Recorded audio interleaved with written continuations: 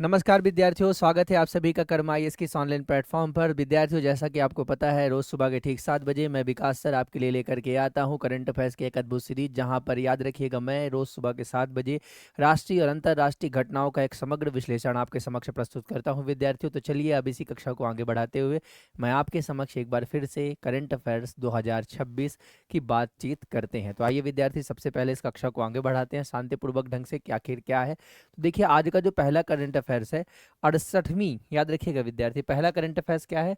68वीं Commonwealth संसदीय conference. बहुत आराम से देखिएगा विद्यार्थी, क्या क्वेश्चन है। 68वीं संसदीय कॉन्फ्रेंस, याद रखिएगा, संसदीय कॉन्फ्रेंस का आयोजन किया गया है। याद रखिए विद्यार्थी, 68वीं कॉमनवेल्थ संसदीय कॉन्फ्रेंस का आयोजन याद रखिएगा।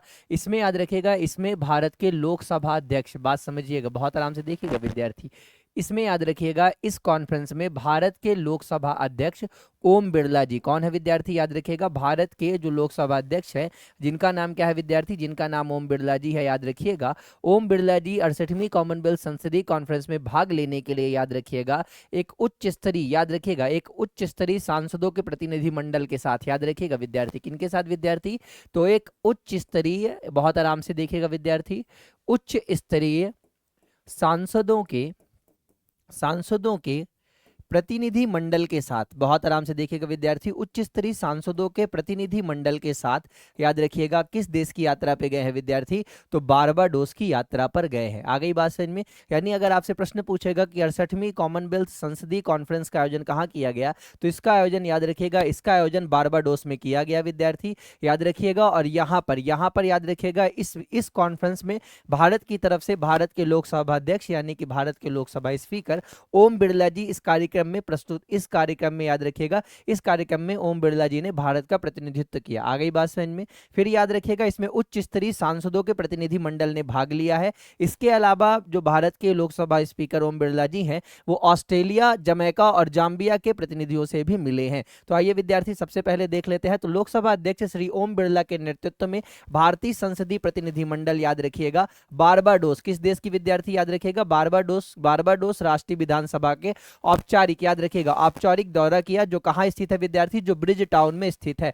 तो आपसे प्रश्न पूछा जा सकता है कि ये बताइए, बारबाडोस देश की राष्ट्रीय विधानसभा कहां स्थित है? तो यह विद्यार्थी कहां स्थित है? यह ब्रिज टाउन में स्थित है। आ गई बात समझ में? और यहाँ किसका आयोजन किया गया है? यहाँ 68वीं, याद रखिएगा, 68वें कॉमनवेल्थ पार्लियामेंट कॉन्फ्रेंस का आयोजन किया गया है। आ गई बात समझ में? इसके अलावा यह याद रखना है, यह यात्रा भारत के संसदीय कूटनीति के लिए एक ऐतिहासिक और महत्वपूर्ण क्षण मानी जा रही है। आ गई बात समझ में? तो इस तरीके से आपको याद रखना है कि 68वीं कॉमनवेल्थ पार्लियामेंट्री कॉन्फ्रेंस का आयोजन बारबाडोस में किया गया, और यहां पर याद रखिएगा, यहां पर भारत का प्रतिनिधित्व, याद रखिएगा, भारत के लोकसभा स्पीकर ओम बिरला जी ने किया है। इसके अलावा याद रखिएगा विद्यार्थी कि ओम बिरला जी, यहां पर मैंने बताया ना, यहां पर ओम बिरला जी ऑस्ट्रेलिया, बारबाडोस, जमैका और जाम्बिया के अपने समकक्षों से मिले। समकक्ष समझ रहे हो ना? जिस प्रकार से तुम्हारे देश में या क्या होता है विद्यार्थी, जैसा कि हम जानते हैं कि हमारे देश में होती है एक संसद। आ गई बात समझ में? संसद किन से मिलकर के बनती है विद्यार्थी? तो संसद के 3 घटक होते हैं। पहला घटक क्या होता है विद्यार्थी? पहला घटक होता है राष्ट्रपति। दूसरा घटक क्या होता है विद्यार्थी? लोकसभा होता है। और तीसरा घटक क्या होता है संसद का विद्यार्थी? राज्यसभा को माना जाता है। बात समझ में आ रही है? तो इस तरीके से अगर मैं बात करूं, तो संसद कितने चीजों से मिलकर के बनती है? संसद 3 चीजों से मिलकर के बनती है विद्यार्थी, राष्ट्रपति, लोकसभा और राज्यसभा। बात समझ में आ रही है? तो यहां पर याद रखिए, जिस तरीके से हमारे देश में लोकसभा होती है, वैसे ही हर देश में, याद रखिएगा, हर देश में ऐसी ही कुछ सभाएं होती हैं जिनके अलग अलग नाम होते हैं। तो याद रखिए, सबसे पहले अगर मैं बात करूं, तो सबसे पहले याद रखिएगा ओम बिरला जी, याद रखिएगा, ओम बिरला जी ऑस्ट्रेलिया की सीनेट अध्यक्ष सू लाइन्स से मिले हैं। तो आपसे प्रश्न पूछेगा कि ऑस्ट्रेलिया की सीनेट, याद रखिए, जिस प्रकार से हमारे देश में लोकसभा होती है, ठीक उसी प्रकार से ऑस्ट्रेलिया में क्या होती है? सीनेट। और ऑस्ट्रेलिया की जो सीनेट के अध्यक्ष है विद्यार्थी, वो कौन है? सू लाइन्स। ये लाइन आपके लिए अति महत्वपूर्ण है, ये परीक्षा में पूछी जा सकती है। याद रखिएगा, उनसे मिले, उनसे उन्होंने किस पर बात की? तो रक्षा, व्यापार और तकनीक पर चर्चा हुई है। आ गई बात समझ में? यानी भारत के ओम बिरला और ऑस्ट्रेलिया की सीनेट अध्यक्ष सू लाइन्स के बीच में रक्षा, व्यापार और तकनीकी क्षेत्र पर चर्चा हुई है, याद रखिएगा। इसके अलावा ओम बिरला जी ने, याद रखिएगा, ओम बिरला जी ने जनवरी 2026 में नई दिल्ली में आयोजित होने वाली 28वें सीएसपीओसी, याद रखिएगा 28वें सीएसपीओसी सम्मेलन में उन्हें भाग लेने का निमंत्रण दिया। तो आपसे प्रश्न पूछेगा कि 28वें सीएसपीओसी का आयोजन कहां किया जाएगा विद्यार्थी? तो 28वें सीएसपीओसी का आयोजन विद्यार्थी नई दिल्ली में किया जाएगा। और इसमें इसमें ओम बिरला जी ने किसे आमंत्रित किया है? तो भारत के लोकसभा अध्यक्ष ओम बिरला जी ने, याद रखिएगा, ऑस्ट्रेलिया की सीनेट अध्यक्ष सू लायंस को क्या किया है? सू लायंस को आमंत्रित किया है। इसके अलावा याद रखिए, इसके अलावा आपके जो ओम बिरला जी हैं, यानी भारत के लोकसभा स्पीकर या लोकसभा अध्यक्ष, याद रखिएगा, वो बारबाडोस के स्पीकर आर्थर होल्डर से मिले हैं। किससे मिले हैं विद्यार्थी? याद रखिएगा, तो बारबाडोस के जो स्पीकर हैं, याद रखिएगा, उनका नाम क्या है? उनका नाम आर्थर होल्डर है। आ गई बात समझ में? और उनसे किन विषयों पर चर्चा हुई है? तो उनसे संयुक्त राष्ट्र, G77 और कैरीकॉम, याद रखिए कैरीकॉम जैसे वैश्विक मंचों पर सहयोग को मजबूत करने की बात हुई है। आ गई बात समझ में? याद रखिएगा। और यहां पर याद रखिए, यहां पर कृत्रिम बुद्धिमत्ता के माध्यम से नागरिक केंद्रित शासन को बनाने पर सहमति व्यक्त की गई है। इसके अलावा याद रखिए, इसके अलावा विद्यार्थी, भारत के जो ओम बिरला जी हैं, वो जमैका के स्पीकर जूलियट, याद रखिएगा, जमैका की स्पीकर जूलियट होलनेस के साथ मिले हैं। किसके साथ मिले हैं विद्यार्थी? जमैका की स्पीकर जूलियट होलनेस के साथ मिले हैं। और उन्होंने तकनीकी प्रशिक्षण और क्षमता निर्माण पर उन्होंने क्या किया है? बल दिया है। आ गई बात समझ में विद्यार्थी? फिर याद रखिएगा विद्यार्थी, 68वीं कॉमनवेल्थ संसदीय कॉन्फ्रेंस का आयोजन अक्टूबर 2025 में बारबाडोस की जो विधानसभा है, जो ब्रिज टाउन में स्थापित है। कहां स्थापित है विद्यार्थी? याद रखिएगा, बारबाडोस की जो विधानसभा है, जो कि ब्रिज टाउन में स्थापित है विद्यार्थी, वहां याद रखिएगा, वहां पर भारत का प्रतिनिधित्व ओम बिरला जी ने किया। और ओम बिरला जी वहां पर, याद रखिएगा, वहां पर ओम बिरला जी बारबाडोस, जमैका और ऑस्ट्रेलिया के प्रतिनिधियों से, यानी अपने समकक्षों से मिले। बात समझ में आ रही है? समकक्ष का मतलब क्या होता है? जैसे समझिए कि मैं एक टीचर हूं, मैं एक शिक्षक हूं। बात समझ में आ रही है? तो मैं जब किसी दूसरे शिक्षक से मिलूंगा तो वो क्या कहलाएगा? वो मेरा समकक्ष कहलाएगा। तो ऐसे ही जब भारत के लोकसभा स्पीकर किसी दूसरे देश के लोकसभा स्पीकर से मिलते हैं तो उन्हें क्या कहा जाता है? उन्हें समकक्ष कहा जाता है। आ गई बात समझ विद्यार्थी? इसके अलावा याद रखिएगा, स्पीकर चेयर, बहुत आराम से दीजिए, बहुत अच्छे से याद रखिएगा, इधर आपको समझना होगा। स्पीकर चेयर, याद रखिएगा, स्पीकर चेयर भारत सरकार द्वारा 1966 में बारबाडोस को उपहार स्वरूप भेंट की गई थी। आ गई बात समझ में? यानी जो स्पीकर की चेयर होती है वो भारत सरकार के द्वारा बारबाडोस को 1966 में क्या की गई थी विद्यार्थी? उपहार स्वरूप भेंट की गई थी। इसके अलावा याद रखिए, 28वें सीएसपीओसी, आ गई बात समझ में? पीछे आया था 28वें सीएसपीओसी, यानी conferences of speakers and presiding officers of the Commonwealth. आ गई बात समझ में? यानी 28वें सीएसपीओसी का आयोजन जनवरी 2026 में नई दिल्ली में किया जाएगा। आ गई बात समझ में? जिसमें याद रखिएगा, जिसमें ओम बिरला जी ने जमैका, बारबाडोस और ऑस्ट्रेलिया के अपने समकक्षों को याद रखिएगा, इस कॉन्फ्रेंस में भाग लेने के लिए आमंत्रित किया है। तो ये आपको याद रखना है। तो याद रखिएगा विद्यार्थी, स्पीकर चेयर 1966 में भारत ने बारबाडोस को गिफ्ट की। और जो 28वां सीएसपीओसी है, याद रखिएगा विद्यार्थी, ये जो 28वां सीएसपीओसी है, याद रखिएगा, conferences of speaker and presiding over officers of the Commonwealth जिसे कहा जाता है, इसका आयोजन जनवरी 2026 में नई दिल्ली में किया जाएगा। और इसके लिए क्या किया है? इसके लिए ओम बिरला जी ने अलग अलग देशों के अपने समकक्षों को आमंत्रित किया है। इतनी बातें याद रखिए। इसके अलावा विद्यार्थी आपको याद रखना है, एमपीपीएससी 2026, याद रखिए एमपीपीएससी 2025, जिसकी परीक्षाएं जनवरी 2026 में कंडक्ट कराई जाएंगी विद्यार्थी। इसके लिए IAS आपके लिए प्री और मेंस का एक बैच लेकर आया है। आ गई बात समझ विद्यार्थी? याद रखिएगा, जिसकी जो कक्षाएं हैं वो 13 अक्टूबर से प्रारंभ हुई हैं। इन कक्षाओं का जो समय निर्धारित किया गया है वो शाम को 5 बजे से रात्रि के 9 बजे तक इन कक्षाओं का आयोजन किया जाता है विद्यार्थी, याद रखिएगा। और अगर आप अपनी तैयारी को मजबूती प्रदान करना चाहते हैं और अगर आपका ये लक्ष्य है कि सन 2026 में ये जो एसआई है ये आपकी अंतिम एसआई हो और इसमें आप अंतिम रूप से चयनित हो ही जाए, तो इससे बेहतर प्लेटफॉर्म आपको नहीं मिल सकता। और याद रखिएगा विद्यार्थी, इसका शुल्क में भी बहुत ज्यादा डिस्काउंट दिया गया है। पहले जो शुल्क था वो 7,599 रुपए था, अब इसे घटा करके कितना कर दिया गया? मात्र 2,499 रुपए। तो मतलब अब आपको एसआई का एक पूरा का पूरा बैच प्री और मेंस का मात्र 2,499 रुपए में मिल जा रहा है विद्यार्थी। तो याद रखिएगा, लूट सके तो लूट, आ गई गजब की छूट, ये बैच आपके लिए। और वहां पर ये सारे, याद रखिएगा, ये सारे लोग आपको मिलेंगे जो बारी बारी से अपने सब्जेक्ट से आपसे डील करेंगे। आ गई बात समझ विद्यार्थी? इसके अलावा याद रखिए, निम्न कथनों पर विचार कीजिए। देखिए याद रखिएगा, सबसे पहले अगर मैं बात करूं तो बहुत आराम से देखिएगा। देखिए, अगर मैं आपको यहां पे समझाने का प्रयास करूं तो सीधी सी बात है, हमारे देश में क्या है? हमारे देश में किसान है। बात समझ में आ रही है? और हमारे देश का जो किसान है विद्यार्थी, वो बहुत ज्यादा पढ़ा लिखा तो होता नहीं है, समझ समझ में आ रहा है ना। हमारे यहाँ का किसान अमेरिका की तरह पूरी तरह से पढ़ा लिखा बहुत ज्यादा शिक्षित किसान तो होता नहीं है। तो इस तरीके से क्या होता है विद्यार्थी, हमारे भारत का जो किसान होता है उसे सामान्यतः बाजार का पूर्णतः ज्ञान नहीं होता है। बात समझ में आ रही हो। तो ऐसे में क्या होता है, ऐसे में किसान कभी कभी किसी फसल का ज्यादा उत्पादन कर लेता है तो कभी किसी फसल का कम उत्पादन कर लेता है। जैसे एग्जाम्पल समझिए, मान लीजिए अगर इस वर्ष प्याज की कीमतें बहुत ज्यादा बढ़ती हैं, बात समझ में आ रही है। अगर मान लीजिए विद्यार्थी प्याज की कीमतें बहुत ज्यादा बढ़ती हैं और अगर मान लीजिए इस वर्ष किसी किसान ने प्याज का उत्पादन नहीं किया होता है तो उसके दिमाग में ये आता है कि देखो अगर मैंने प्याज का उत्पादन किया होता तो मैंने भारी मुनाफा कमाया होता। तो अब जब वो किसान अगली बार प्याज का अगली बार जब वो खेती करने के लिए जाएगा तो वो निश्चित रूप से किसका उत्पादन करेगा विद्यार्थी, वह प्याज का उत्पादन कर लेगा। भारी मात्रा में वो क्या कर लेंगे, प्याज का उत्पादन कर लेंगे। अभी ये जो विचार एक किसान के दिमाग में है ये तो सारे लोगों के दिमाग में आएगा, सबके दिमाग में आ जाएगा ना। इससे क्या हो जाएगा विद्यार्थी, इससे बाजार में भारी मात्रा में प्याज का प्रोडक्शन हो जाएगा। जब प्याज की सप्लाई बाजार में बहुत ज्यादा बढ़ जाएगी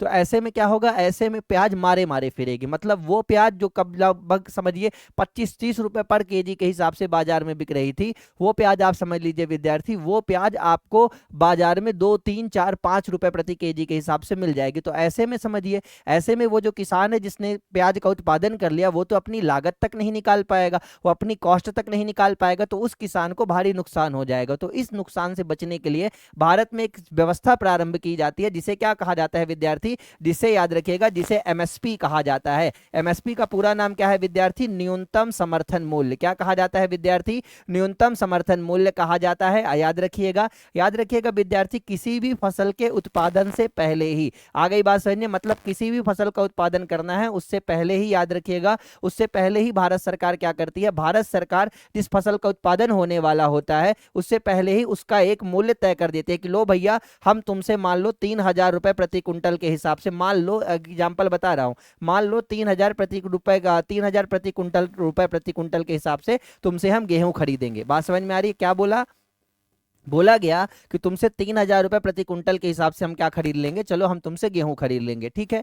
अब देखिए अब क्या करेगा, अब वो किसान अक्टूबर नवंबर में गेहूं बोएगा और मार्च अप्रैल में जाकर के गेहूं काटेगा। अब देखिए अगर बाजार में बहुत ज्यादा गेहूं की सप्लाई हो गई तो हो सकता है गेहूं 3,000 रुपए कुंटल के स्थान पर 2,000 रुपए प्रति कुंटल बिके। लेकिन एमएसपी का मतलब ही यही है, एमएसपी का मतलब यह है कि किसान को पूर्णतः आश्वस्त कर देना कि तुम रोज के प्राइस के ऊपर नीचे जाने से मत डरो, तुम बिल्कुल भी प्राइस के ऊपर नीचे जाने से बिल्कुल भी भयभीत ना हो, क्योंकि अब हमने क्या किया है, अब हमने तुम्हारे लिए मूल्य को पूरी तरह से क्या कर दिया है विद्यार्थी, तुम्हारे लिए मूल्य को पूरी तरह से फिक्स कर दिया है। अब चाहे याद रखिए, अब चाहे बाजार में गेहूं का उत्पादन बहुत ज्यादा हो या बहुत कम हो, हम तुमसे 3,000 रुपए प्रति कुंटल गेहूं खरीदेंगे, चाहे तुम्हारे गेहूं की क्वालिटी अच्छी हो या खराब हो। इससे क्या होता है, इससे याद रखिएगा, इससे किसान पूर्णतः क्या हो जाता है, सिक्योर हो जाता है। इसी व्यवस्था को क्या कहा जाता है, इसी व्यवस्था को न्यूनतम समर्थन मूल्य कहा जाता है। तो देखिए विद्यार्थी अब इसके बारे में पढ़िए। एमएसपी की घोषणा याद रखिएगा 22 अधिदिष्ट फसलों के लिए की जाती है। तो पहला क्वेश्चन आपकी परीक्षा में यही बन सकता है कि एमएसपी की घोषणा कितनी फसलों के लिए की जाती है विद्यार्थी, 22 फसलों के लिए की जाती है। याद रखिएगा विद्यार्थी 2018-19 से, आ गई बात समझ में, 2018-19 से जो नियम निकाला गया है भारत में वो ये है कि किसी भी फसल का उत्पादन उसकी लागत का 1.5 गुना, आ गई बात समझ में, मतलब अगर मान लीजिए आप यहां से एग्जांपल समझ लीजिए कि अगर मान लीजिए किसी फसल का उत्पादन 100 रुपए में हो रहा है, आ गई बात समझ में, तो उससे 1.5 गुना बढ़ा करके उसकी जो एमएसपी होगी कितनी तय की जाएगी, 101.5 रुपए। बात समझ में आ रही है ना, मतलब जितना भी फसल का उत्पादन होगा याद रखिएगा जो उसकी लागत होगी उससे 1.5 गुना बढ़ा करके क्या दिया जाएगा, उससे 1.5 गुना बना करके एमएसपी की घोषणा की जाएगी, ये याद रखिए। और ये कब से तय हुआ है विद्यार्थी, यह 2018-19 से भारत सरकार ने यह व्यवस्था पूरे भारत में लागू कर दी है। जो याद रखिएगा कम से कम कितना होगा, मिनिमम कम से कम 1.5 गुना और उससे ज्यादा भी भारत सरकार कर सकती है, ये याद रखिए। उसके अलावा यह याद रखिएगा सन 2025-26 में सर्वाधिक लाभकारी मार्जिन भारत सरकार को किसमें मिला है विद्यार्थी, बाजरा में मिला है। बाजरा में भारत सरकार ने सबसे ज्यादा मार्जिन कमाया,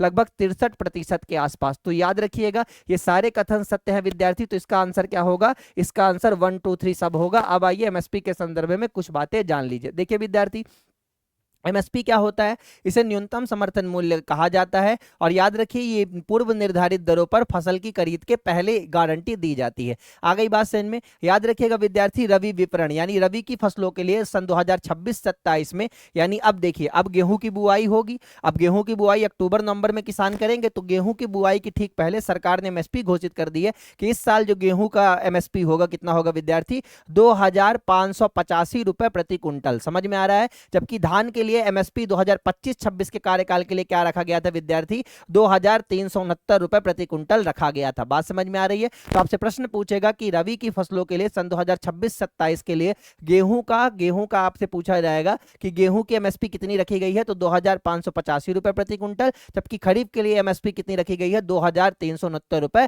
प्रति कुंटल। आ गई बात समझ में? याद रखिएगा, ठीक है ना विद्यार्थी। इसके अलावा आपको याद रखना है एमएसपी की घोषणा कितनी फसलों पर की जाती है? 22 अधिदिष्ट फसलों पर की जाती है। और याद रखिएगा इसकी जो घोषणा करता है विद्यार्थी वो कौन करता है? उसकी घोषणा कृषि कीमत एवं लागत आयोग के द्वारा की जाती है। आ गई बात समझ में? एमएसपी की घोषणा किसके द्वारा की जाती है? कृषि कीमत एवं लागत आयोग के द्वारा। याद रखिएगा कृषि कीमत एवं लागत आयोग के द्वारा एमएसपी की घोषणा की जाती है। इस आयोग को क्या कहा जाता है? इस आयोग को विद्यार्थी CACP, commission of agriculture cost and price कहा जाता है, जो याद रखिएगा वर्तमान में 22 अधिदिष्ट फसलों पर क्या देती है? आपको एमएसपी देती है। एमएसपी के निर्धारण में सरकार किन किन मापदंडों को अपनाती है? सबसे पहले किसान की कितनी कॉस्ट लगी है, उत्पादन लागत कितना है, फिर बाजार में उसकी कितनी मांग है और कितनी उसकी आपूर्ति है, और तीसरा विद्यार्थी अंतरराष्ट्रीय कीमतें, जो इस फसल का उत्पादन किया जाना है उसकी अंतरराष्ट्रीय कीमतें कितनी है ये, और चौथा विद्यार्थी कृषि और गैर कृषि क्षेत्रों का उस व्यापार से क्या संबंध है। आ गई बात समझने? फिर याद रखिए सन 2028-19 से एमएसपी उसकी उत्पादन लागत से कम 1.5 गुना से ज्यादा ही तय करने के लिए तय की जाती है। फिर इधर याद रखिएगा सन 2025-26 की खरीफ और 26-27 की रबी। 25-26 की खरीफ क्यों? क्योंकि देखिए विद्यार्थी आपने क्या किया, खरीफ की फसलों को जून में बोया। आ गई बात समझ में? अब आप अक्टूबर नवंबर में उन फसलों को काटने की तैयारी में है, तो यह विद्यार्थी कब हुआ? ये इसी वर्ष हो गया ना 2025-26 में ही ये हो गया ना। बात समझ में आ रही है? जबकि रवि की फसलें आप कब बोगे? अब इन्हें अक्टूबर में आप बोगे, जाके काटोगे कब विद्यार्थी? मार्च 2000, समझ रहे हो ना, मार्च 2026 में जाकर के इनको काटोगे। तो याद रखना अब सरकार ने क्या किया, यहां पर घोषणा करी है खरीफ 2025-26 के लिए सबसे ज्यादा किसके एमएसपी में वृद्धि की गई है? तो नाइगर सीड की। याद रखिएगा नाइगर सीड की जो मतलब कि नाइगर सीड की जो एमएसपी है वो 820 रुपए प्रति कुंटल बढ़ा दी गई है। जबकि रागी की याद रखिएगा रागी की जो आपकी एमएसपी है वो 596 रुपए प्रति कुंटल बढ़ाई गई है। फिर कपास की एमएसपी 589 रुपए प्रति कुंटल और तिल की 579 रुपए। तो आपसे प्रश्न पूछा जा सकता है खरीफ की फसलें सन 2025-26 के लिए भारत सरकार ने सबसे ज्यादा एमएसपी में वृद्धि की है, किसमें की है? नाइगर सीड में 820 रुपए प्रति कुंटल। रागी में कितनी की है? 596। कपास में 589। उसी तरीके से याद रखिएगा सबसे ज्यादा मार्जिन गवर्नमेंट को किसमें मिला है? सबसे ज्यादा मार्जिन गवर्नमेंट को बाजरा में 63%, मक्का और तुअर में 59% का मार्जिन और उड़द में 53%। मतलब सबसे ज्यादा किसान के लिए जो लाभकारी फसल रही है सन 2025-26 में विद्यार्थी वो कौन सी रही है? वो बाजरा रही है, क्योंकि बाजरा के उत्पादन करने वाले किसानों को लगभग 63% लाभ प्राप्त हुआ है। ये याद रखिए। उसके अलावा अगर मैं बात करूं तो रवि की फसलों में सबसे ज्यादा वृद्धि सरकार ने किसने की है? तो सबसे ज्यादा याद रखिएगा सनफ्लावर नहीं है, ये सनफ्लावर है विद्यार्थी। क्या है विद्यार्थी? ये सनफ्लावर है यानी सूरजमुखी। सबसे ज्यादा एमएसपी सूरजमुखी की बढ़ाई गई है रवि की फसलों में 600 रुपए प्रति कुंटल। मसूर में कितना बढ़ाया गया है विद्यार्थी? तो 300 रुपए प्रति कुंटल। और गेहूं के लिए 109% और सरसों के लिए 93% मार्जिन सुनिश्चित किया गया है। बात समझ में आ रही है? ये सारे आंकड़े आपके लिए याद रखिएगा वेरी वेरी इंपॉर्टेंट है और यहां से क्वेश्चन आपकी परीक्षाओं में निश्चित रूप से आएंगे, इसे तय कर लीजिएगा। इसके बाद याद रखिए विद्यार्थी सबसे पहले भारत में एमएसपी की शुरुआत 1966-67 में की गई थी। जब भारत में किसकी शुरुआत की गई थी विद्यार्थी? हरित क्रांति की शुरुआत की गई थी। और भारत में हरित क्रांति का जनक किसे कहा जाता है विद्यार्थी? तो याद रखिएगा भारत में विद्यार्थी हरित क्रांति का जनक एमएस स्वामीनाथन को कहा जाता है। किसे कहा जाता है विद्यार्थी? भारत में हरित क्रांति का जनक किसे कहा जाता है? एमएस स्वामीनाथन को। और हरित क्रांति की शुरुआत भारत के किन राज्यों से की गई थी? तो हरित क्रांति की शुरुआत भारत के पंजाब व हरियाणा राज्यों से की गई थी। ये भी आपको याद रखना है, पंजाब, हरियाणा और उत्तर प्रदेश से, याद रखिएगा, इन 3 राज्यों से भारत में एमएसपी की शुरुआत हुई थी। और किन 2 फसलों से भारत में एमएसपी को शुरू किया गया था विद्यार्थी? तो याद रखिएगा, भारत में एमएसपी को गेहूं व चावल की फसलों से प्रारंभ किया गया था। आ गई बात समझ में। भारत में हरित क्रांति का जनक कौन है? एमएस स्वामीनाथन। इसके अलावा देखिए विद्यार्थी, सीएसईपी की स्थापना कब की गई थी? 1965 में।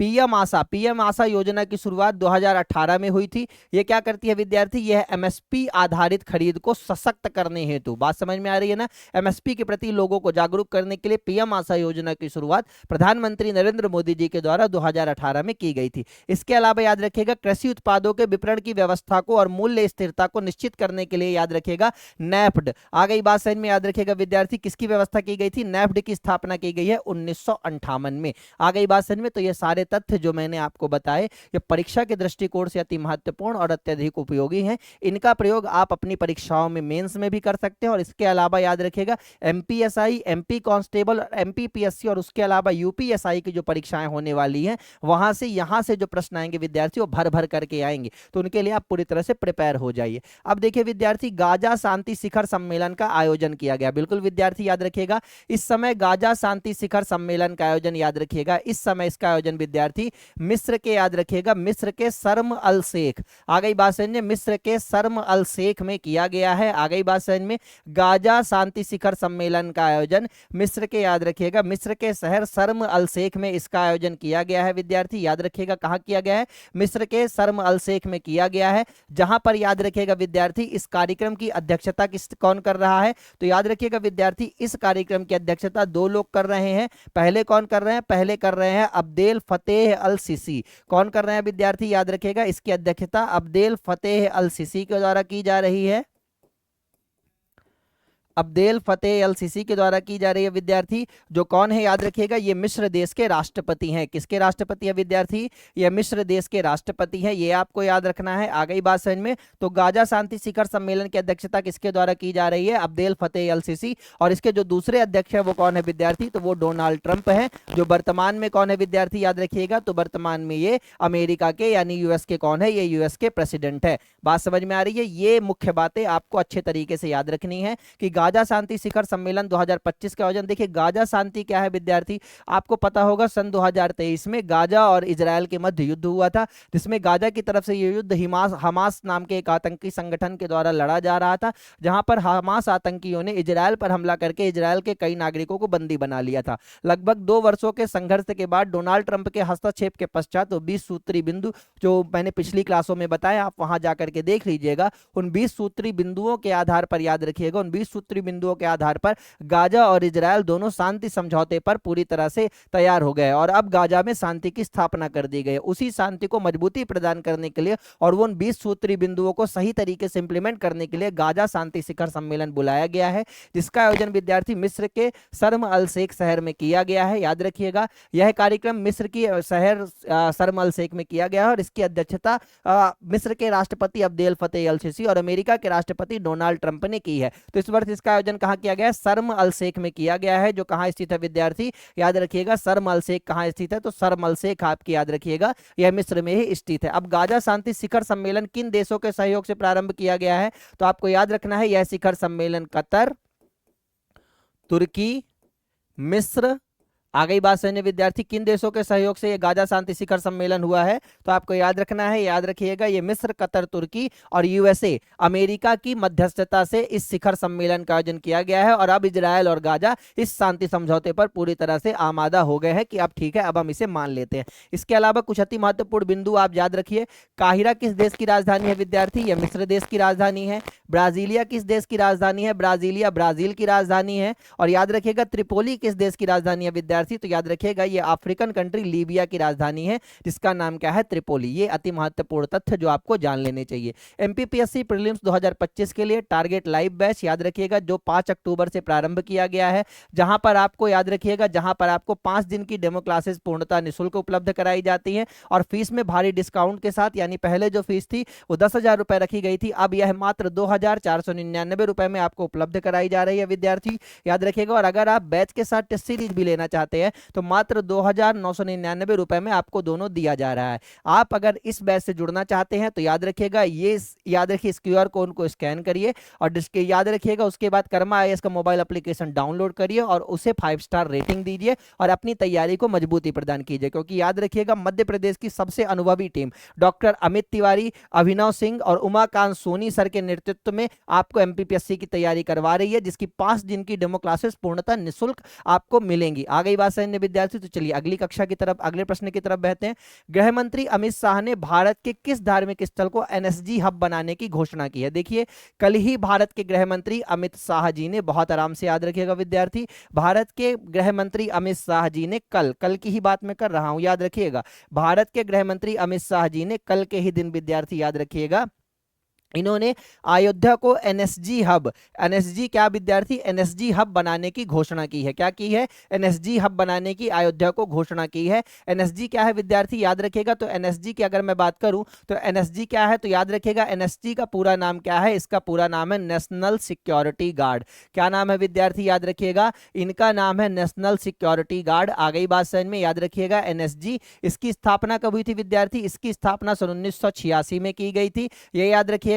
इसका मुख्यालय कहां है विद्यार्थी? याद रखिएगा, तो इसका जो ऑपरेशनल मुख्यालय है, बहुत आराम से देखिएगा विद्यार्थी, आपकी परीक्षा के तख्ते हैं, इनका जो ऑपरेशनल मुख्यालय है विद्यार्थी वो कहां है, तो वो है मानेसर हरियाणा में। आ गई बात समझ में? यानी एनएसजी का याद रखिएगा विद्यार्थी, एनएसजी का जो ऑपरेशनल मुख्यालय है वो कहाँ है विद्यार्थी? तो वो हरियाणा के शहर मानेसर में है। कहाँ है विद्यार्थी? याद रखिएगा हरियाणा के शहर मानेसर में याद रखिएगा इनका ऑपरेशनल मुख्यालय। जबकि याद रखिएगा एनएसजी का जो एडमिनिस्ट्रेटिव यानी एनएसजी का जो प्रशासनिक मुख्यालय है विद्यार्थी, याद रखिएगा वो कहाँ है विद्यार्थी? तो याद रखिएगा एनएसजी का प्रशासनिक मुख्यालय कहाँ है विद्यार्थी? तो वो नई दिल्ली में स्थित है। आ गई बात समझ में? तो इतने तथ्य याद रखिएगा। भारत के वर्तमान में गृह मंत्री अमित शाह जी ने याद रखिएगा अयोध्या को एनएसजी हब बनाने की घोषणा की है। आ गई बात समझ में? और याद रखिएगा इस समय जो एनएसजी के प्रमुख है, याद रखिएगा जो एनएसजी के डीजी है विद्यार्थी वो कौन है? वो है भृगु श्रीनिवासन। कौन है विद्यार्थी? भृगु श्रीनिवासन इस समय एनएसजी के डीजी हैं। तो ये सब चीजें आपको याद रखनी है। भृगु श्रीनिवासन, श्रीनिवासन कौन है? तो याद रखिएगा भृगु श्रीनिवासन कौन है? इस समय पर एनएसजी के क्या है विद्यार्थी? तो इस समय पर ये एनएसजी के डीजी हैं। आ गई बात समझ में? इतनी बातें याद रखिएगा। और अयोध्या की अगर मैं बात करूं, अयोध्या जानते हैं अयोध्या उत्तर प्रदेश का एक नया जिला है। आ गई बात समझ में? जिसका पुराना नाम क्या था? पुराना नाम इसका फैजाबाद था। फैजाबाद का नाम बदल करके क्या कर दिया गया है? अयोध्या कर दिया गया है। अयोध्या किस नदी के तट पर स्थित है विद्यार्थी? यह सरयू नदी के तट पर स्थित है। और याद रखिएगा यहीं पर रामलला का मंदिर है। कौन क्या है विद्यार्थी? यहीं पर रामलला का मंदिर है, याद रखिएगा। ठीक है ना? अगले प्रश्न की तरफ देखिए, विश्व मानक दिवस कब मनाया जाता है? देखिए विश्व स्टैंडर्ड, वर्ल्ड स्टैंडर्ड डे यानी विश्व मानक दिवस। देखिए क्या होता है, कुछ पैमाने होते हैं, कुछ मानक होते हैं। जैसे अगर मैं आपसे बात करूं तो आप जब कोई इलेक्ट्रॉनिक आइटम मार्केट में खरीदने के लिए जाते हैं या कोई भी सामान खरीदने जाते हैं तो आप वहां पर क्या देखते हैं? आईएसआई टैग देखते हैं। बात समझ में आ रही है? जब आप कोई खाद्य सामग्री खरीदने जाते हैं तो वहां पर आप क्या देखते हैं? वहां पर आप हरे कलर का एक सिंबल देखते हैं, किसमें है कि नहीं है। तो यही क्या याद रखिएगा, यही क्या है? यही कुछ मानक होते हैं। तो हर साल विद्यार्थी विश्व मानक दिवस कब मनाया जाता है? हर साल विश्व मानक दिवस विद्यार्थी याद रखिएगा 14 अक्टूबर को मनाया जाता है। कब मनाया जाता है विद्यार्थी? विश्व, याद रखिएगा विश्व मानक दिवस कब मनाया जाता है? विश्व मानक दिवस आपका 14 अक्टूबर को प्रत्येक वर्ष मनाया जाता है। और इसकी जो थीम है वो क्या है विद्यार्थी? याद रखिएगा a shared vision for better world. आ गई बात समझ में? इसकी जो थीम है वो क्या है? इसकी थीम है a shared vision for better world. आ गई बात समझ में? तो आपसे प्रश्न पूछेगा विद्यार्थी, आपसे प्रश्न पूछेगा मेरे प्यारे दोस्तों कि विश्व मानक दिवस की थीम क्या है? A shared vision for better world. विश्व मानक दिवस कब मनाया जाता है? प्रत्येक वर्ष 14 अक्टूबर को। अगले प्रश्न की तरफ देखिए, निम्न में से कौन COP 30 में भारत का प्रतिनिधित्व करेगा? देखिए विद्यार्थी याद रखिएगा, जलवायु शिखर सम्मेलनों की अगर मैं बात करूं तो जलवायु परिवर्तन से संबंधित और जलवायु के बारे में दुनिया को सचेत और आगाह और याद रखिएगा दुनिया को जागरूक करने के लिए प्रत्येक वर्ष जलवायु शिखर सम्मेलनों का आयोजन किया जाता है। इन जलवायु शिखर सम्मेलनों को क्या कहा जाता है? इन्हें कहा जाता है विद्यार्थी कॉन्फ्रेंसेज ऑफ पार्टीज। क्या कहा जाता है विद्यार्थी? इन्हें कहा जाता है कॉन्फ्रेंसेज ऑफ पार्टीज कहा जाता है। क्या कहा जाता है विद्यार्थी? इन्हें कॉन्फ्रेंसेज ऑफ पार्टीज कहा जाता है, याद रखिएगा, इन्हें कॉन्फ्रेंसेज ऑफ पार्टीज कहा जाता है, याद रखिएगा। और COP 30 का आयोजन कहाँ किया जा रहा है? तो बहुत अच्छे से याद रखिएगा, COP 30 में जो भारत का प्रतिनिधित्व करेंगे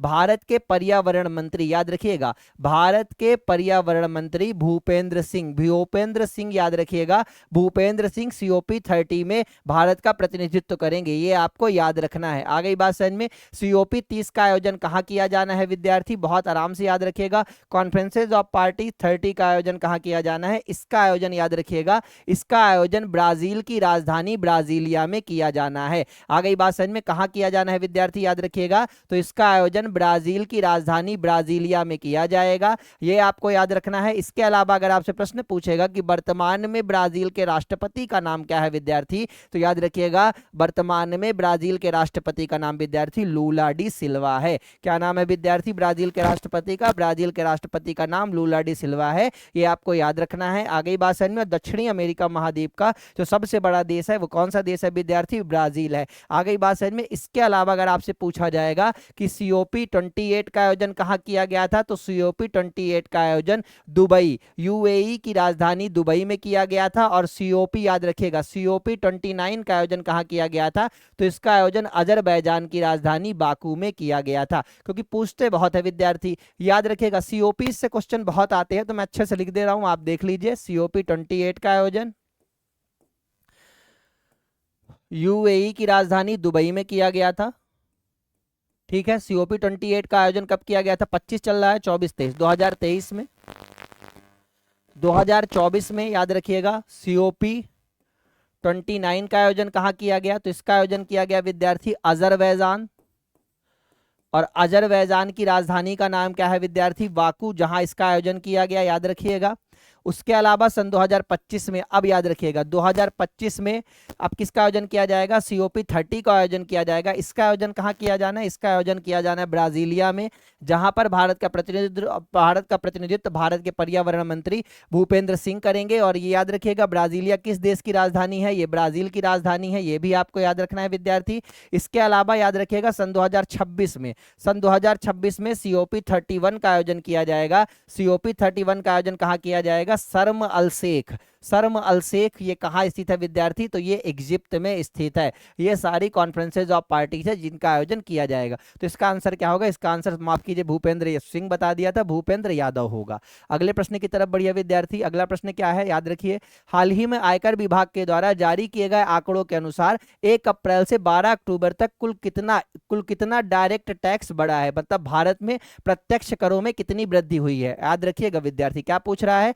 भारत में प्रत्यक्ष करों में कितनी वृद्धि हुई है? तो देखिए याद रखिएगा प्रत्यक्ष करों में कितनी वृद्धि हुई है, तो सबसे पहले मैं बात करूं तो टैक्स क्या होता है, तो याद रखिएगा विद्यार्थी, कर क्या होता है? देखिए याद रखिएगा, किसी भी देश को चलाने के लिए, उसकी समस्त आर्थिक गतिविधियों को सही तरीके से चलाने के लिए सरकार क्या करती है? सरकार उस राष्ट्र के प्रत्येक व्यक्ति के ऊपर एक क्या करती है विद्यार्थी? एक प्रकार का वित्त, मतलब आप ये कह लीजिए एक प्रकार की वित्त बाधा उत्पन्न करती है, या उनसे एक पेमेंट लेती है, एक भुगतान लेती है। याद रखिएगा, यानी कर क्या होता है? वह अनिवार्य भुगतान होता है जो किसी भी राष्ट्र के प्रत्येक नागरिक को देना अनिवार्य होता है। मतलब ये क्या है? It is a kind of compulsory payment. बात समझ में आ रही ना? मतलब आपको देना ही है, ये एक प्रकार का कंपल्सन है। अगर आप उसके क्राइटेरिया में आ रहे हो तो आपको वो देना ही देना है। फिर याद रखिएगा टैक्स कितने प्रकार के होते हैं विद्यार्थी? टैक्स सामान्यतः 2 प्रकार के होते हैं। कुछ टैक्स होते हैं जिन्हें क्या कहा जाता है? प्रत्यक्ष कर। कुछ कर कैसे होते हैं विद्यार्थी? अप्रत्यक्ष कर होते हैं। आ गई बात समझ में। अगर मैं प्रत्यक्ष करों की बात करूं तो प्रत्यक्ष कर कितने प्रकार के होते हैं विद्यार्थी, तो सामान्यतः अगर भारत में बात की जाए तो भारत में 3 प्रकार के प्रत्यक्ष कर हैं, जिनमें से कौन कौन सा टैक्स है? पहला है विद्यार्थी इनकम टैक्स। कौन सा है विद्यार्थी? Income tax. मतलब अगर आपकी इनकम भारत में 12 लाख रुपए से ज्यादा है तो आपको एक टैक्स देना होगा, जिसे क्या कहते हैं? जिसे कहते हैं आप इनकम टैक्स, आयकर कहा जाता है। दूसरा कौन सा होता है विद्यार्थी? दूसरा होता है आपका कॉर्पोरेट टैक्स। क्या होता है विद्यार्थी? याद रखिएगा, कॉर्पोरेट टैक्स होता है। कॉर्पोरेट टैक्स को क्या कहा जाता है विद्यार्थी? निगम कर कहा जाता है। क्या कहा जाता है? निगम कर। निगम कर का क्या कॉन्सेप्ट है? मान लीजिए अगर विद्यार्थी, अगर आप एक वर्ष में 1 करोड़ से ज्यादा कमाते हैं तो आपको 1% क्या देना होगा? 1% कॉर्पोरेट टैक्स देना पड़ेगा। मतलब जो भारत के बड़े बड़े बिजनेसमैन होते हैं, बड़े बड़े उद्योगपति होते हैं, उनके, याद रखिएगा, उनके उनके लाभ पर जो टैक्स लगाया जाता है उसे क्या बोला जाता है? उसे बोला जाता है निगम कर। और वो कितना होता है? 1 या 2%, इससे ज्यादा नहीं होता है। आ गई बात समझ में। इसके बाद जो तीसरा टैक्स होता है वो कौन सा होता है? वो होता है वेल्थ टैक्स। वेल्थ टैक्स को क्या कहा जाता है विद्यार्थी? संपत्ति कर। मतलब आपकी जो पैतृक संपत्ति है उसका जो टैक्स आप देते हो उसे क्या कहते हैं? Wealth tax. ये 3 ही प्रत्यक्ष कर भारत में है। इसके अलावा अप्रत्यक्ष करों में भारत में कौन कौन सा है? तो देखिए, भारत में वैट भी है। अभी भी भारत में कहीं ना कहीं वैट है। पेट्रोल पर अलग अलग राज्य अलग अलग वैल्यू एडेड टैक्स वैट लगाते हैं। उसके अलावा भारत में जीएसटी भी लगाया जाता है। बात समझ में आ रही? तो वर्तमान में जो अप्रत्यक्ष कर है वो किस पर? याद रखिएगा, वो वैट और जीएसटी ही है। और ये जो अप्रत्यक्ष कर है वो किस पे लगाए जाते हैं? ये वस्तुओं और सेवाओं पर। आ गई बात समझ? मतलब अगर मान लीजिए कि अगर मैंने ये मार्कर खरीदी, और अगर मान लीजिए इस मार्कर पर 2 रुपए जीएसटी है, तो जो मैं खरीदूंगा तो मुझे देना है, अगर मैं नहीं खरीद रहा तो मुझे फिर जीएसटी नहीं देना है। आ गई बात समझ में। तो हाल ही में आयकर विभाग के द्वारा जारी किए गए आंकड़ों के अनुसार 1 अप्रैल से 12 अक्टूबर तक भारत में जो कुल कर बढ़ा है विद्यार्थी, कितना बढ़ा है? 6.54% बढ़ा है। कितना बढ़ा है विद्यार्थी? याद रखिएगा, भारत में जो कुल इनकम टैक्स में वृद्धि हुई है वो 6.54% हुई है। कितना हुआ विद्यार्थी? याद रखिएगा, माफ कीजिए, 6.33। कितना परसेंट बढ़ा है विद्यार्थी? याद रखिएगा, 6.33% बढ़ा है। और इससे भारत को 11.59 लाख करोड़, याद रखिएगा, इससे भारत को 11.59 लाख करोड़ रुपए राजस्व की प्राप्ति हुई है। तो आपसे प्रश्न पूछेगा कि एक बात बताइए, 1 अप्रैल से 12 अक्टूबर के मध्य भारत सरकार के आयकर विभाग के द्वारा जारी किए गए आंकड़ों के अनुसार कर में 6.33% वृद्धि के बाद भारत का कुल राजस्व बढ़ा है। तो कुल राजस्व विद्यार्थी 11.59 लाख करोड़ रुपए बढ़ गया। कितना बढ़ गया विद्यार्थी? 11.59 लाख करोड़ रुपए बढ़ गया है। ये बातें आपको याद रखनी है। देखिए विद्यार्थी, याद रखिएगा, भारत में, याद रखिए बहुत आराम से, भारत में प्रत्यक्ष करों को एकत्रित करने की जिम्मेदारी किसे दी जाती है? सीबीडीटी को दी जाती है। किसे दी जाती है विद्यार्थी? सीबीडीटी। सीबीडीटी का पूरा नाम क्या है? इसे कहा जाता है central board of direct tax. क्या कहा जाता है विद्यार्थी? इसे कहा जाता है central board of direct tax कहा जाता है। क्या कहा जाता है विद्यार्थी? इसे central board of direct tax कहा जाता है। इसकी स्थापना कब की गई थी? इसकी स्थापना 1964 में की गई थी। आ गई बात समझ में विद्यार्थी? इसकी स्थापना कब की गई थी?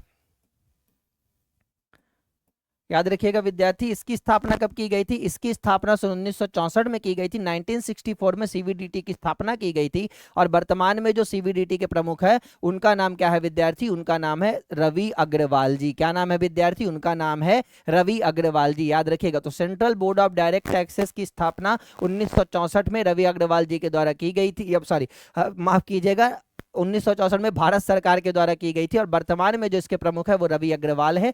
सीबीडीटी की जिम्मेदारी क्या है? भारत में प्रत्यक्ष करों को एकत्रित करना। आ गई बात समझ में? याद रखिएगा। तो इस तरीके से इसका प्रश्न आंसर होगा 6.33। देखिए विद्यार्थी, हाल ही में नितिन गडकरी जी ने भारत के किस केंद्र शासित प्रदेश में 2000 करोड़ रुपए की राशि के 3 राष्ट्रीय राजमार्ग भेंट किए?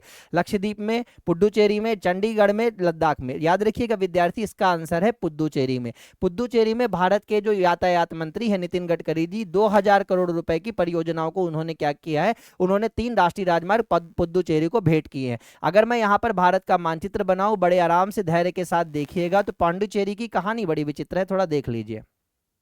देखिए, पांडुचेरी के मूल रूप से 4 जिले हैं, जिनमें से 3 जिलों की स्थिति बड़ी विचित्र है। जैसे पहला जिला कौन सा है? पहला जिला है इसका यानम। यानम याद रखिएगा, यानम हिंद महासागर के क्षेत्र में है और आंध्र प्रदेश से इसकी समुद्री सीमा लगती है। दूसरा जिला कौन सा है? दूसरा जिला है पांडुचेरी का करिकल। करिकल याद रखिएगा, यह भी हिंद महासागर के क्षेत्र में है और इसकी सीमा तमिलनाडु से लगती है। जबकि याद रखिएगा, इसका जो तीसरा जिला है उसका नाम क्या है विद्यार्थी? माहे। और माहे की सीमा किससे लगती है? केरल से लगती है। याद रखिएगा, तो 3 प्रमुख जिले हैं, यानम है, करिकल है, माहे, और इस जो केंद्र शासित प्रदेश है, इस केंद्र शासित प्रदेश का नाम क्या है विद्यार्थी? पांडुचेरी। क्या नाम है विद्यार्थी? याद रखिएगा पांडुचेरी है। इस समय अगर मैं बात करूं तो इस समय याद रखिएगा, इस समय पांडुचेरी के जो मुख्यमंत्री है, बहुत आराम से देखिएगा विद्यार्थी, पांडुचेरी के जो मुख्यमंत्री हैं उनका नाम क्या है? उनका नाम है, याद रखिएगा, एन रंगस्वामी। क्या नाम है विद्यार्थी? उनका नाम क्या है? उनका नाम है एन रंगस्वामी। आ गई बात समझ में? और जो इस समय पे याद रखिएगा, इस समय जो पांडुचेरी के राज्यपाल हैं, यानी कि अगर आपसे पूछेगा तो याद रखिएगा पांडुचेरी चूंकि केंद्र शासित प्रदेश है तो राज्यपाल नहीं होगा, उपराज्यपाल होंगे यहाँ पर,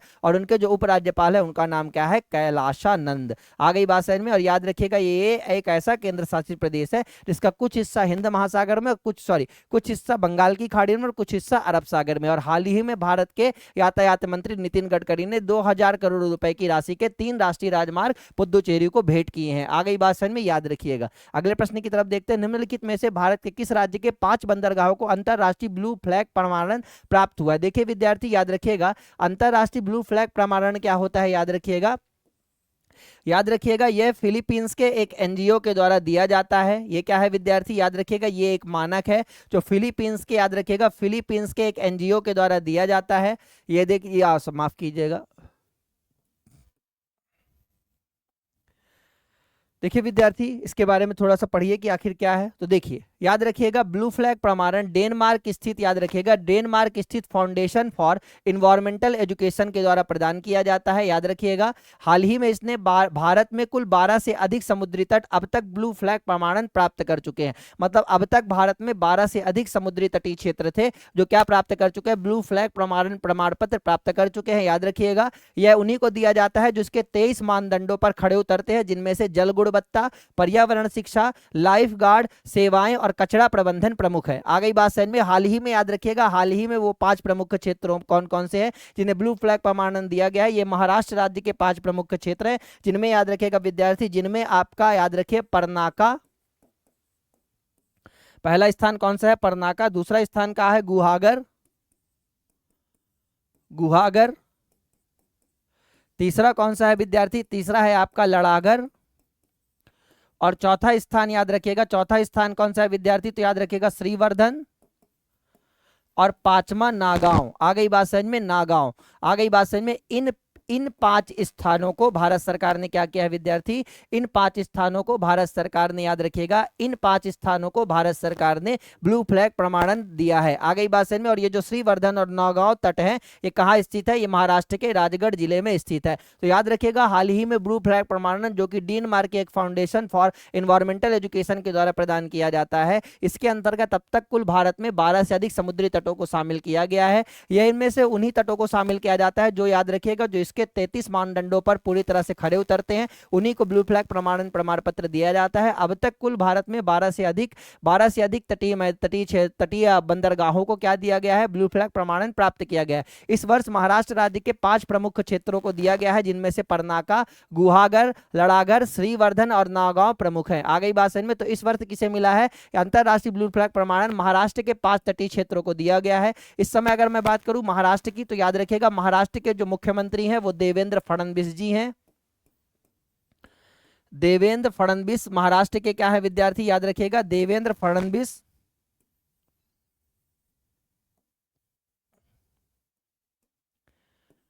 देवेंद्र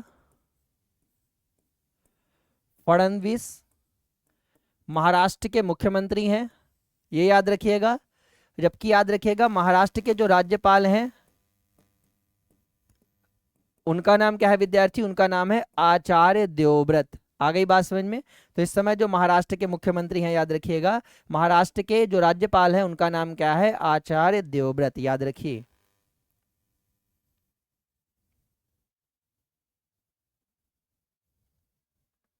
ठीक है विद्यार्थी, अगले प्रश्न की तरफ चलते हैं।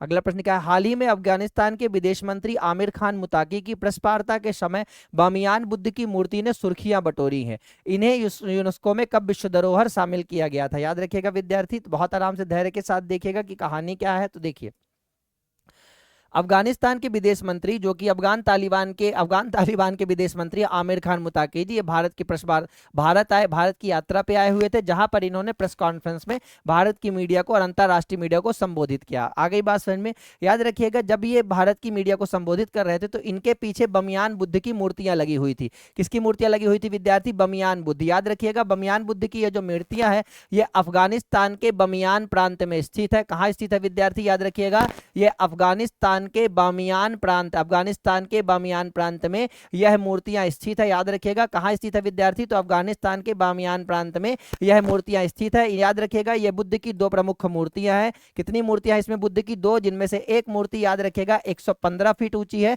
और दूसरी जो मूर्ति है याद रखिएगा विद्यार्थी, एक कितनी एक 115 फीट ऊंची है, जबकि दूसरी मूर्ति 154 फीट ऊंची है। आ गई बात समझ में? तो इसमें दो प्रमुख मूर्तियां हैं, जिनमें से एक मूर्ति 115 फीट और दूसरी बुद्ध की मूर्ति 154 फीट ऊंची है, ये याद रखिएगा। और ये मूर्तियां कहां है? ये मूर्तियां अफगानिस्तान के बामियान प्रांत में ये मूर्तियां स्थापित है। याद रखिएगा, इन मूर्तियों की अगर मैं बात करूं विद्यार्थी तो बहुत आराम से याद रखिएगा, इन मूर्तियों की स्थापना याद रखिएगा, यानी ये जो बामियान बुद्ध की मूर्तियां हैं इनकी स्थापना 6th सेंचुरी में की गई थी। कब की गई थी विद्यार्थी? इनकी स्थापना 6ठी शताब्दी में की गई थी। और याद रखिएगा, सन 2001 में तहरीक तालिबान यानी तालिबान ने इसे क्या कर दिया है? तालिबान ने इसे क्षतिग्रस्त कर दिया है। क्या कर दिया है विद्यार्थी? बमियान बुद्ध की इन मूर्तियों को याद रखिएगा क्या किया गया है? तालिबान के द्वारा क्षतिग्रस्त कर दिया गया है। ये जो मूर्तियां हैं विद्यार्थी याद रखिएगा, ये लाल बलुआ पत्थर की गांधार व मथुरा कला की मूर्तियां हैं। कैसी मूर्तियां हैं विद्यार्थी? याद रखिएगा, लाल बलुआ पत्थर की गांधार व मथुरा कला की ये मूर्तियां हैं। और इन मूर्तियों को यूनेस्को की विश्व धरोहर में कब शामिल किया गया था? सन 2003 में। कब शामिल किया गया था विद्यार्थी? 2003 में। पढ़ याद रखिएगा। इसके अलावा निम्न में से किस स्थान पर सेमीकंडक्टर इनोवेशन म्यूजियम का उद्घाटन किया गया? हाल ही में, याद रखिएगा, हाल ही में भारत में सेमीकंडक्टर इनोवेशन म्यूजियम का उद्घाटन याद रखिएगा, इसका उद्घाटन हैदराबाद में किया गया है। कहां किया गया है विद्यार्थी? हैदराबाद में किया गया है। और भारत सरकार ने यह अनुमान लगाया है कि सन 2027 तक जो भारत की सेमीकंडक्टर यूनिवर्सिटी है, सब याद रखिएगा, यानी भारत में जो सेमीकंडक्टर इंडस्ट्री है याद रखिएगा, यानी ये जो भारत में सेमीकंडक्टर उद्योग है विद्यार्थी, इसके 100 बिलियन याद रखिएगा, इसके 100 करोड़ डॉलर तक पहुंचने की उम्मीद है। 100 करोड़ डॉलर का तक इसके पहुंचने की उम्मीद जताई गई है। सेमीकंडक्टर क्या होता है? सेमीकंडक्टर का उपयोग अलग अलग क्षेत्रों में किया जाता है, तकनीक रूप से सक्षम बनाने में किया जाता है। आ गई बात समझ में? याद रखिएगा। और 2030 तक 100 बिलियन डॉलर याद रखिएगा, कितना विद्यार्थी? 100 बिलियन डॉलर। 100 बिलियन डॉलर इसके होने की संभावना व्यक्त की गई है। कितनी विद्यार्थी? 100 बिलियन डॉलर इसके होने की संभावना व्यक्त की गई है। एमपीएसआई 2025 के लिए याद रखिएगा विद्यार्थी, हमने क्या लाया है? हमने एक टेस्ट सीरीज बनाई है, जिस टेस्ट सीरीज को 13 अक्टूबर 2025 से प्रारंभ किया गया है। इसका पहला टेस्ट 13 अक्टूबर 2025 को सुबह के 10 से 12 बजे के बीच में कराए गए थे, जिनमें याद रखिएगा विद्यार्थी, जिनमें कुल 40 टेस्ट थे, जिनमें से 19 टेस्ट यूनिट 22 और 21 टेस्ट एफएलटी होंगे। याद रखिएगा, ये टेस्ट सीरीज आपको ऑनलाइन मोड पर उपलब्ध कराई जा रही है। आ गई बात समझ में? और अगर आप इस टेस्ट सीरीज को लेंगे तो इसके साथ साथ आपको अर्धवार्षिक पत्रिका कर्मा दर्पण और इसके साथ अर्धवार्षिकी पीडीएफ पूरा मध्य प्रदेश के करंट अफेयर्स का संपूर्ण पीडीएफ आपको उपलब्ध कराया जाएगा। अगर आप इससे संबंधित कोई अतिरिक्त जानकारी चाहते हैं तो दिए गए नंबर पर संपर्क कर सकते हैं। ये नंबर है 8462991243। आइए आगे बढ़ते हैं। आईयूसीएन के द्वारा जारी की गई वर्ल्ड हेरिटेज आउटलुक 2025 में वर्तमान में कुल कितने स्थलों को शामिल किया गया है? देखिए विद्यार्थी, वर्ल्ड हेरिटेज आउटलुक, देखिए अगर मैं बात करूं तो आईयूसीएन के बारे में मैंने बताया था कि आईयूसीएन की स्थापना सन 1948 में कहां की गई थी? फ्रांस में इसकी स्थापना की गई थी। लेकिन जो इसका मुख्यालय है विद्यार्थी, याद रखिएगा, इसका मुख्यालय कहां स्थित है? तो इसका जो मुख्यालय है वो ग्लैंड स्विट्जरलैंड में स्थित है। कहां स्थित है विद्यार्थी? इसका मुख्यालय कहां है? तो इसका मुख्यालय ग्लैंड स्विट्जरलैंड में स्थित है। याद रखिएगा विद्यार्थी। आ गई बात समझ में? इंग्लैंड स्विट्जरलैंड में इसका मुख्यालय स्थित है और हाल ही में वर्ल्ड आउटलुक रिपोर्ट जारी की गई है। तो देखिए विद्यार्थी, सन 2024 तक 271 वर्ल्ड हेरिटेज साइट को प्राकृतिक मूल्य के आउटस्टैंडिंग के लिए मान्यता प्राप्त की गई है। आ गई बात समझ में? 231 पूर्णतः कितने प्राकृतिक स्थल घोषित किए गए हैं? 40 मिश्रित स्थल घोषित किए गए हैं। याद रखिएगा। और ये जो कुल टोटल स्थल है याद रखिएगा, जिन्हें विश्व धरोहर घोषित किया गया है, ये 470 मिलियन हेक्टेयर से अधिक भूमि और समुद्री क्षेत्र की क्या करते हैं विद्यार्थी? रक्षा करते हैं। मतलब अगर मैं यहाँ पे बात करूं तो 2024 तक 271 वर्ल्ड हेरिटेज साइट को प्राकृतिक मूल्य के लिए मान्यता प्राप्त कराई गई थी, जिनमें से 231 प्राकृतिक स्थल हैं और 40 मिश्रित, मतलब प्राकृतिक और सांस्कृतिक दोनों है। ठीक है।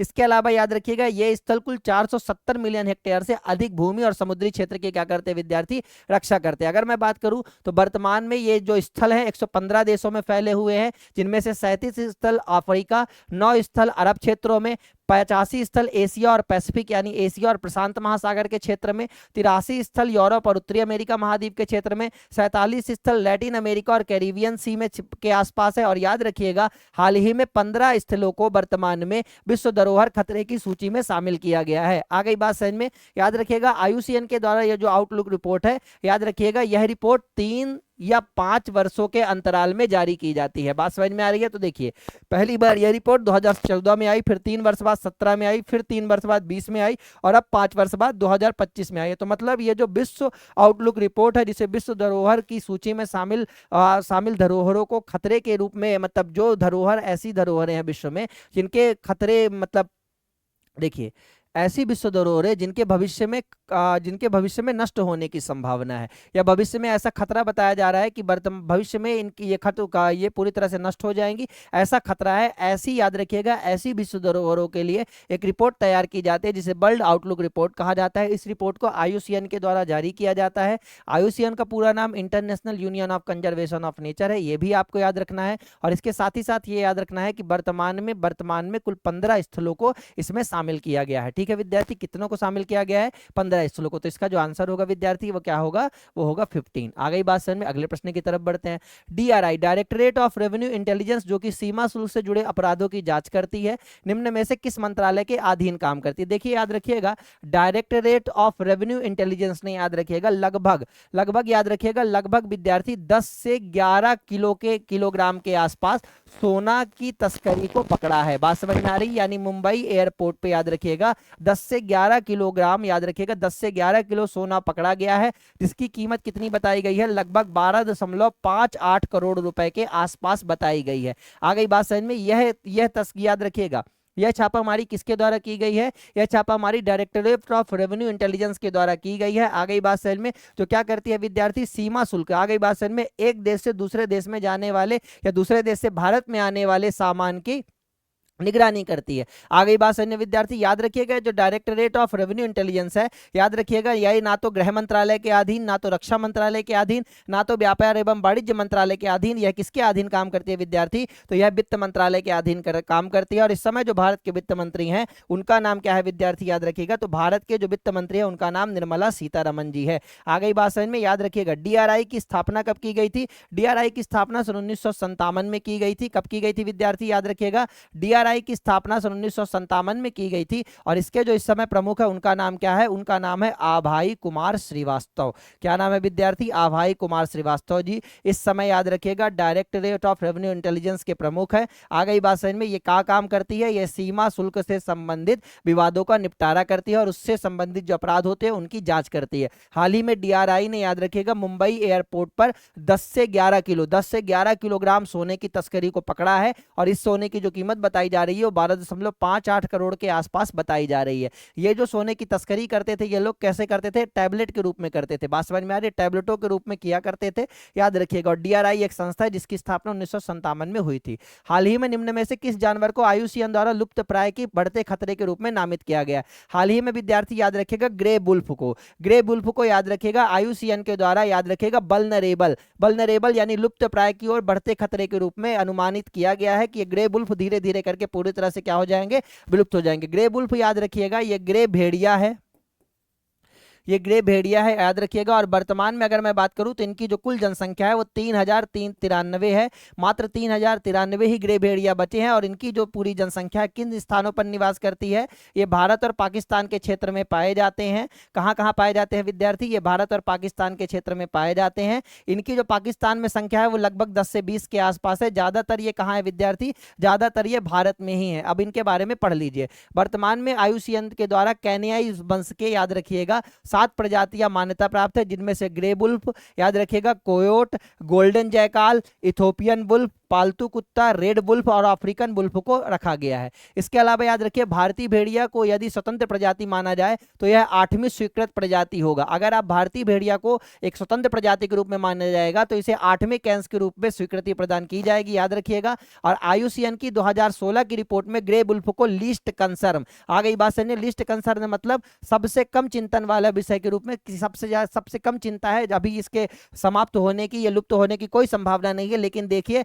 अब 2025 आते आते हालत यह है कि अब लगभग ये विलुप्ति की कगार पर चले गए हैं। और world life institute of India, याद रखिएगा, world life institute of India Dehradun के अनुसार भारतीय भेड़िए की आबादी बाघ की तुलना में कहीं अधिक असुरक्षित है। आ गई बात समझ में, क्योंकि यह संरक्षित क्षेत्रों में नहीं बल्कि खुले और असंगठित परिस्थितिकी तंत्र में जीवित है। आ गई बात समझ में, ऐसा IUCN ने कहा है। और हाल ही में ग्रे वुल्फ के ऊपर यह रिपोर्ट जारी की गई है। याद रखिएगा ग्रे वुल्फ की जो कुल जनसंख्या विद्यार्थी वर्तमान में 3093 है, जिनमें से ज्यादातर ये कहां पाए जाते हैं, भारत में। लगभग समझिए आप 3060 के आसपास इनकी जनसंख्या भारत में, जबकि पाकिस्तान में मात्र 10 से 20 हैं। और हाल ही में इन्हें क्या घोषित किया गया, इन्हें वल्नरेबल यानी भविष्य में इनके समाप्त होने की और इनके लुप्त प्राय होने की संभावना IUCN के द्वारा बताई गई है। अब देखिए अगला प्रश्न। हाल ही में चीन के जहाज में दक्षिणी चीन सागर पर स्थित थिटू द्वीप के निकट BRP डाटा पैगु वियायु का एक सीधे वाटर कैनन का प्रयोग किया है। यह किस राष्ट्र का जहाज है? देखिए विद्यार्थी, अगर मैं यहाँ पे आपसे बात करूं तो साउथ चाइना सी दुनिया के सबसे डिस्प्यूटेड एरिया में से एक माना जाता है। देखिए याद रखिएगा चीन की सीमा इस हिस्से पे लगती है साउथ चाइना सी से, आ गई बात समझ में। लेकिन दक्षिणी चीन सागर के जो प्रमुख देश है वो कौन कौन से देश है, तो याद रखिएगा सबसे पहला देश ताइवान है विद्यार्थी, जिसकी राजधानी ताइपेई है। उसके अलावा दूसरा देश दक्षिणी चीन सागर में फिलीपींस है। तीसरा देश ब्रुनेई है, जिसकी राजधानी बंदर सेरी बेगवान है। इंडोनेशिया इसका चौथा देश है। याद रखिए साउथ चाइना सी से किन किन देशों की सीमा लगती है, शांतिपूर्वक ढंग से देखो क्वेश्चन आता है। चीन उत्तर में स्थित है, उत्तर में ताइवान स्थित है, पूरब में फिलीपींस स्थित है। फिर देखो दक्षिण पूरब में कौन स्थित है, ब्रुनेई। दक्षिण में इंडोनेशिया स्थित है। फिर देखो अगर बात करूं तुम्हारी क्या बात करूं विद्यार्थी, तो याद रखना दक्षिण पश्चिम में कौन सा देश स्थित है, सिंगापुर। फिर देखो दक्षिण पश्चिम में कौन सा देश स्थित है, मलेशिया स्थित है, याद रखना। उसके बाद याद रखना इसके बाद पश्चिम में कौन कौन से देश स्थित है, तो वियतनाम स्थित है, और ये पूरा का पूरा थाईलैंड है। ये सारे देश साउथ चाइना सी में स्थित है। अब देखिए क्या करता है, चीन हमेशा से साउथ चाइना सी पर क्लेम करता है कि दक्षिणी चीन सागर का अधिकांशतः हिस्सा उसका है, और वह यहां से होने वाले अंतरराष्ट्रीय व्यापार पर पूर्ण नियंत्रण चाहता है। क्योंकि याद रखिएगा भारत का जो व्यापार होता है, भारत का जो व्यापार दुनिया USA के साथ होता है और विश्व के अलग अलग देशों का जो प्रमुख व्यापार जैसे इंडोनेशिया का जो व्यापार होता है वो साउथ चाइना सी के रास्ते से ही होता है। और दक्षिणी चीन सागर कई सारे, याद रखिएगा, कई सारे प्राकृतिक संसाधनों के लिए जाना जाता है। मुख्य रूप से यहाँ पर तेल और गैस के विशद भंडार हैं। आ गई बात समझ में। और याद रखिएगा इंटरनेशनल कोर्ट ऑफ जस्टिस ने चीन ने जो दावा यहाँ पर जताया था कि साउथ चाइना सी उसका हिस्सा है, इस बात को इंटरनेशनल कोर्ट ऑफ जस्टिस ने पूरी तरह से नकार भी दिया है। आ गई बात समझ में। लेकिन फिर भी चीन यहां पर ऐसी हरकतें करने से नहीं बाज आता है। और हाल ही में चीन ने क्या किया, हाल ही में चीन ने फिलीपींस के जहाज BRP डाटा पग बुआयो को, याद रखिएगा, इसके ऊपर सीधे वाटर कैनन के क्या किया, फिलीपींस के जहाज के ऊपर उसने वाटर कैनन का प्रयोग किया और उसे पीछे से टक्कर भी मारी है। तो यह किस देश का जहाज है विद्यार्थी, या फिलीपींस का जहाज है। देखिए याद रखिए दक्षिणी चीन सागर हर साल लगभग $3 ट्रिलियन, लगभग 250 लाख करोड़ से अधिक का समुद्री व्यापार यहां से होता है। याद रखिएगा 2016 में इंटरनेशनल कोर्ट ऑफ जस्टिस के court of permanent arbitration Hague ने चीन के दावे को यहां पर अवैध घोषित कर दिया था। थिटू द्वीप, याद रखिएगा थिटू द्वीप जिसे चीन में झोगोए कहा जाता है, याद रखिएगा, यह फिलीपींस के नियंत्रण में है लेकिन चीन इसे अपना क्षेत्र मानता है। बात समझ में आ रही, यानी ये जो थिटू द्वीप है it is a part of Philippines, but याद रखिएगा China claim their rights on Thitu द्वीप, थिटू आइलैंड। याद रखिएगा विद्यार्थी, तो ये लाइन बड़ी इंपॉर्टेंट है। दक्षिणी चीन सागर में अन्य दावेदार देश कौन कौन से हैं, ब्रुनेई भी दक्षिणी चीन सागर में अपना दावा करता है, इंडोनेशिया भी करता है, मलेशिया और वियतनाम। बात समझ में आ रही है। तो ये जो तथ्य हैं ये वेरी वेरी इंपॉर्टेंट है और ये सब कुछ आपको बेहतरीन तरीके से पढ़ लेने हैं। अगला देखिए विद्यार्थी, अगले प्रश्न की तरफ। हाल ही में कंज्यूमर प्राइस इंडेक्स के आधार पर भारत का रिटेल इन्फ्लेशन 10 वर्षों के, याद रखिएगा 10 वर्षों के, 10 वर्ष नहीं 8 वर्ष के न्यूनतम स्तर पर पहुंच गया है। रिटेल इन्फ्लेशन क्या होता है, देखिए विद्यार्थी याद रखिएगा, सबसे पहले अगर यहां पर बात करिए कि मुद्रास्फीति क्या होती है, मुद्रास्फीति किसे कहा जाता है, तो देखिए विद्यार्थी बहुत आराम से देखिएगा, जब विदेशी मुद्रा की तुलना में देशी मुद्रा का मूल्य गिर जाता है, जैसे मान लीजिए आज अगर $1 की कीमत 70 रुपए है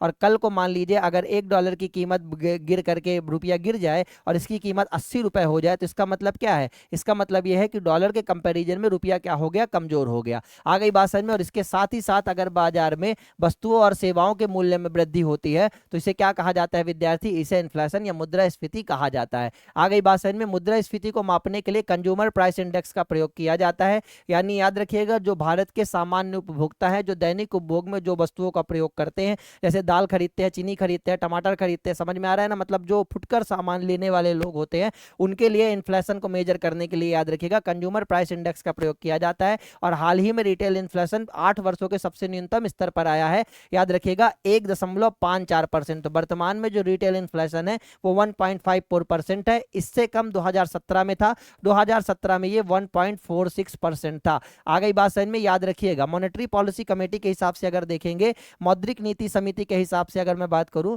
तो भारत में जो इन्फ्लेशन होता है, मुद्रास्फीति होती है, उसकी जो आइडियल दर यानी जो उसकी आदर्श स्थिति मानी जाती है विद्यार्थी, वो 2 से 4% के मध्य इन्फ्लेशन को मेंटेन करने की बात मौद्रिक नीति समिति के द्वारा की जाती है। अब देखिए, वाइटल स्टैटिस्टिक्स ऑफ इंडिया के द्वारा सिविल रजिस्ट्रेशन सिस्टम रिपोर्ट 2023 जारी की गई है। इस रिपोर्ट के अनुसार भारत में सर्वाधिक लिंगानुपात वाला राज्य है। भारत में सर्वाधिक लिंगानुपात इस रिपोर्ट में अरुणाचल प्रदेश में बताया गया है। रिपोर्ट क्या है? बहुत आराम से पहले इस रिपोर्ट को देख लीजिए। पहले इस रिपोर्ट को देख लीजिए कि हाल ही में ये रिपोर्ट की स्लाइड ही नहीं लगाई क्या? 1 मिनट रुक जाइए विद्यार्थी। देखिए, याद रखिएगा सिविल रजिस्ट्रेशन सिस्टम रिपोर्ट 2023 के अनुसार जो भारत में सर्वाधिक सेक्स रेशियो वाला जिला राज्य घोषित किया गया है, किसे घोषित किया गया है विद्यार्थी? अरुणाचल प्रदेश को। किसे घोषित किया गया है? अरुणाचल प्रदेश को। अब यहां पे समझिए सेक्स रेशियो का मतलब क्या होता है। देखिए, 1000 लड़कों में लड़कियों की संख्या को क्या कहा जाता है विद्यार्थी? इसे कहा जाता है लिंगानुपात। आ गई बात समझ में? क्या कहा जाता है? इसे कहा जाता है लिंगानुपात। 1000 लड़कों में लड़कियों की संख्या को क्या कहा जाता है विद्यार्थी? इसे हम कहते हैं लिंगानुपात। लेकिन जब बात की जाती है चाइल्ड सेक्स रेशियो की, याद रखिएगा, जब किसकी बात की जाती है विद्यार्थी? जब हम चाइल्ड सेक्स रेशियो की बात करते हैं। किसकी बात करते हैं? जब याद रखिएगा, जब हम चाइल्ड सेक्स रेशियो की बात करते हैं, यानी याद रखिएगा शिशु लिंगानुपात की बात करते हैं, तो याद रखिएगा 1000 जन्म लेने वाले लड़कों में लड़कियों की संख्या को शिशु लिंगानुपात के अंतर्गत रख दिया जाता है। और इस समय अगर मैं बात करूं तो सबसे ज्यादा जो शिशु लिंगानुपात वाला राज्य है भारत का, वो अरुणाचल प्रदेश है। अरुणाचल प्रदेश में इस रिपोर्ट के हिसाब से शिशु लिंगानुपात 1085 है, जबकि नागालैंड दूसरे नंबर पर है विद्यार्थियों 1007। तो याद रखिएगा सबसे ज्यादा शिशु लिंगानुपात वाला जो राज्य है वो किसे घोषित किया गया है? अरुणाचल प्रदेश को, वाइटल स्टैटिस्टिक्स ऑफ इंडिया के द्वारा सिविल रजिस्ट्रेशन सिस्टम रिपोर्ट 2023 के अनुसार। आ गई बात समझ में? इसके अलावा याद रखिएगा जो सबसे कम लिंगानुपात वाला राज्य घोषित किया गया है, वो कौन सा घोषित किया गया विद्यार्थी? सबसे कम लिंगानुपात किसका है? झारखंड का 899। और उसके बाद जो लिंगानुपात, इससे जो ज्यादा लिंगानुपात है वो बिहार का है, और कितना है विद्यार्थी? 900। आ गई बात समझने? मतलब आप ये समझिए कि अगर झारखंड में 1000 बच्चे जन्म लेते हैं तो उनमें से 899 बालिकाओं का जन्म होता है। आ गई बात समझ में? और अगर अरुणाचल प्रदेश में 1000 बच्चे जन्म लेते हैं तो उनमें से 1085 क्या है? याद रखिएगा 1000 बच्चे अगर जन्म लेते हैं तो उन 1000 बच्चों में से 1085 क्या है? यानी कि याद रखिएगा 85 ज्यादा क्या है विद्यार्थी? याद रखिएगा लड़कियों की संख्या है। ठीक है ना? तो ये याद रखिए। इसके अलावा हाल ही में दक्षिणी अमेरिकी महाद्वीप के किस देश ने अपने राजदूत भवन को नॉर्वे की राजधानी ओस्लो से बंद कर दिया? देखिए, याद रखिएगा हाल ही में क्या किया है? हाल ही में नॉर्वे ने शांति के नोबेल पुरस्कारों की घोषणा की है। और इस वर्ष का जो शांति का नोबेल पुरस्कार है वो मारिया मचोदो को दिया गया है। किसे दिया गया विद्यार्थी? याद रखिएगा मारिया मचोडो को दिया गया है। याद रखिएगा मारिया मचोडो को यह पुरस्कार दिया गया है। यानी 2025 का शांति का नोबेल पुरस्कार याद रखिएगा वेनेजुएला की मारिया मचोडो को दिया गया है, जो क्या करती है? जो वेनेजुएला के तानाशाही शासन के विरुद्ध इन्होंने आवाज उठाई है, और वेनेजुएला के तानाशाही शासन का इन्होंने विरोध किया है विद्यार्थी। याद रखिएगा तो इस वजह से वेनेजुएला इस घटना से पूरी तरह से खिन्न हो गया है, और वेनेजुएला ने यह घोषणा की है कि वो नॉर्वे से पूर्ण सारे संबंध समाप्त कर देगा। और उसने नॉर्वे की राजधानी ओस्लो में अपने राजदूत भवन को बंद करने की क्या की है? राजदूत भवन को, याद रखिएगा, राजदूत यानी एम्बेसडर हाउस को बंद करने की घोषणा की है। यह वेनेजुएला दक्षिणी अमेरिका महाद्वीप का एक देश है जिसकी राजधानी का नाम क्या है? कारकस। क्या नाम है विद्यार्थी? याद रखिएगा, वेनेजुएला की राजधानी का नाम क्या है? कारकस है, और इसे सुंदरियों का देश कहा जाता है। ये बातें कम से कम आप याद रखिए। तो चलिए से विद्यार्थी जल्दी से अब आज इस कक्षा को यहीं समाप्त करते हैं। कल फिर मिलेंगे ठीक सुबह के 7 बजे करंट अफेयर्स की एक नई सीरीज के साथ। याद रखिएगा, कल सुबह ठीक सुबह 7 बजे करंट अफेयर्स की एक नई सीरीज के साथ मिलेंगे। तब तक के लिए इस चैनल को सब्सक्राइब कर दीजिए, बेल आइकन को प्रेस कर दीजिए, ताकि अगले वीडियो का नोटिफिकेशन आपको मिल जाए। हंसते रहिए, मुस्कुराते रहिए। धन्यवाद, नमस्कार, जय माता दी, जय मां शारदे, सत श्री अकाल, प्रणाम, सादर प्रणाम, धन्यवाद।